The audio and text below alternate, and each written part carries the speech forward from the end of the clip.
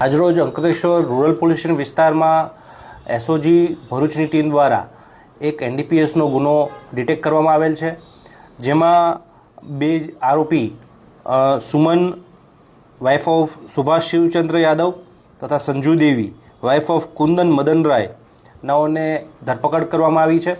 આ અંતર્ગત તેમની પાસેથી કુલ 2.221 કિલોગ્રામ જેટલો વનસ્પતિજન્ય ગાંજો છે એ જપ્ત કરવામાં આવ્યો છે। આ સાથે તેની સાથે મળી આવેલ લગભગ 26 લાખ રૂપિયાથી પણ વધુની કિંમતની રોકડ તથા સોના અને ચાંદીના દાગીના કે જેમાં સોનાના દાગીના છે લગભગ 29 તોલા, ચાંદીના લગભગ 16 ગ્રામ જેટલી ચાંદી છે પણ એ પણ જપ્ત કરવામાં આવી છે। આ બાબતે એની પોલીસે તપાસ કરી રહી છે। ગુનો દાખલ કરવામાં આવ્યો છે, જેમાં એનડીપીએસ એક્ટની કલમ 8C 2029 મુજબનો ગુનો દાખલ કરવામાં આવ્યો છે।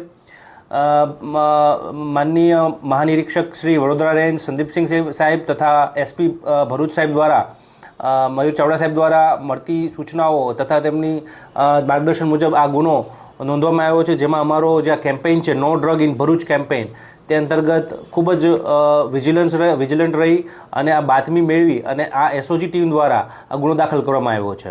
જે આરોપી બે વોન્ટેડ આરોપી છે, જેમાંથી સુભાષ યાદવ જે છે તેના અગાઉ પણ ગુનાઓ નોંધાયેલા છે, જેમાં શરીર સંબંધી ગુનાઓ, જુગારના ગુનાઓ તથા એનડીપીએસનો એક ગુનો પણ એમાં સામેલ છે।